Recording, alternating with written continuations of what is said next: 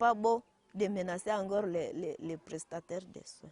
À Wayene, le chef de quartier mentionne que plus de 80 ménages ont été affectés par cette maladie. Des foyers ont été vidés de leurs occupants suite à la rage des Ebola. Mais finalement, les habitants ont compris la dangerosité de l'épidémie et se sont appropriés les mesures de protection. Un comportement qui a épargné la communauté de la progression d'une maladie qui venait de décimer une centaine de personnes. Je suis très fier et très reconnaissant et je remercie les beaux dieux du fait que le ministre vient de déclarer la fin de l'épidémie de virus à Ebola. Justement, nous avons été vraiment malmenés par cette maladie. Nous a apporté beaucoup de non-chers.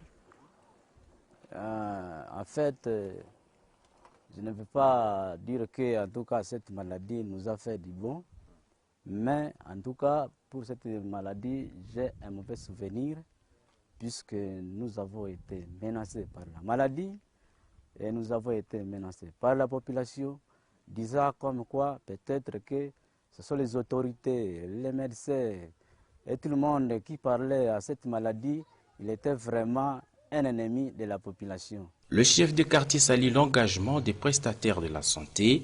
Il rassure que les habitants se sont déjà appropriés des mesures d'hygiène, ce qui les aidera aussi à faire face à d'autres épidémies au cas où elles venaient à s'y introduire.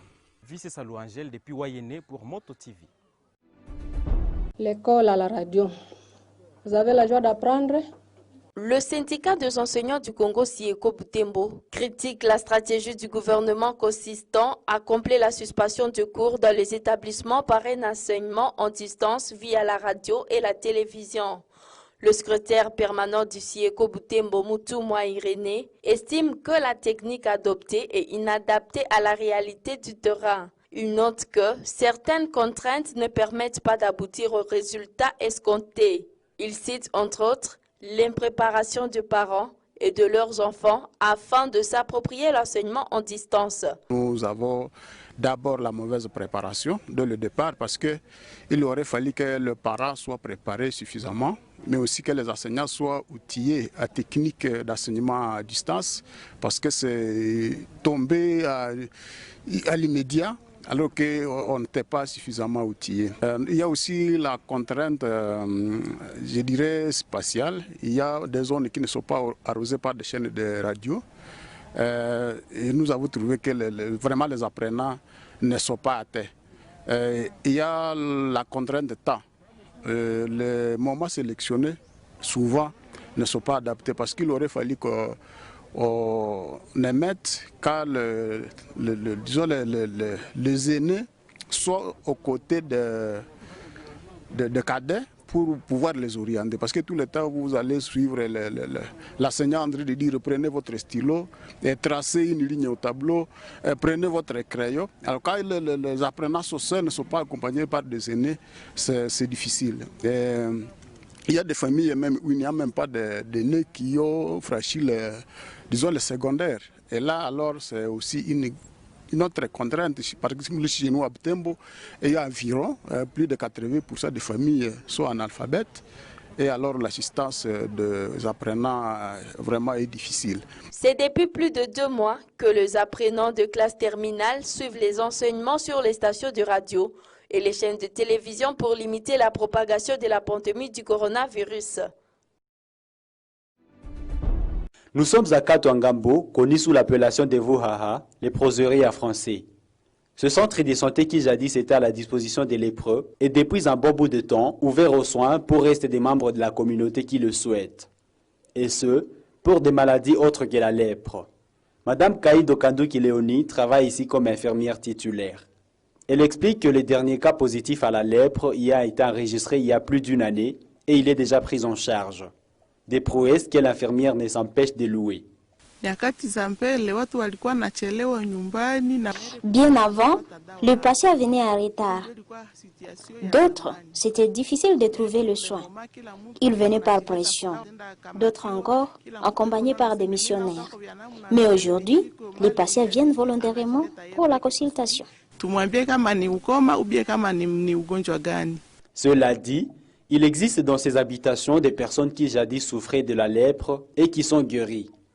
Vu le temps y passer, ils ne savent plus regagner leur village d'origine. Même si nous les appelons des lépreux, ceci n'est plus leur qualité.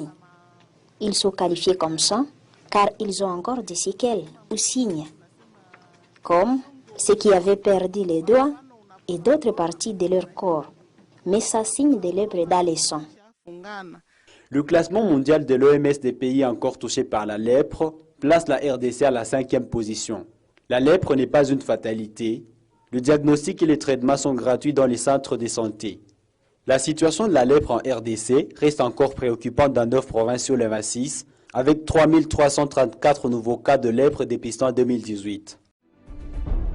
L'insécurité qui sévit en territoire de Béni, dont plusieurs villages de la chefferie de Bachou, est alimentée à grande partie par la légèreté dans la gestion du processus de reddition des miliciens Maïmaï.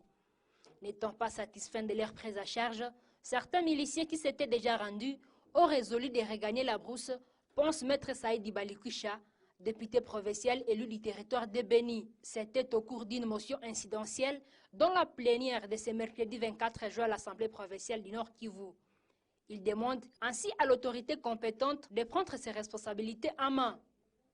Vous pouviez les trouver sans manger, sans produits médicaux, sans tout. Et alors, le gouvernement voudrait qu'ils puissent vivre comment alors qu'ils sont à cantonnement. Et aujourd'hui, c'est que nous sommes en train de vivre à Kanyihoga, à Muhulungu, à Lissasa, à Pabuka, à Soma, à Mbukudu.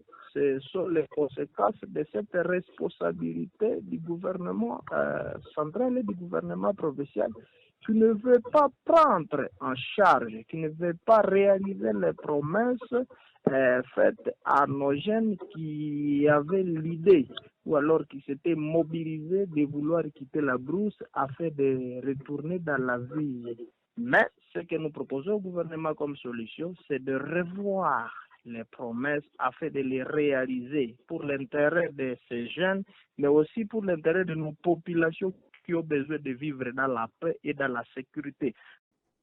Pour espérer à la paix dans cette partie de la province Nord Kivu, ces représentants du peuple proposent au gouvernement de mettre à place un plan stratégique pour la prise en charge des Maïmaï qui se rendent. Il y a quelques mois, plusieurs miliciens s'étaient rendus au FARDC. Cantonné à Kalunguta, la suite du processus a connu du plomb d'haleine.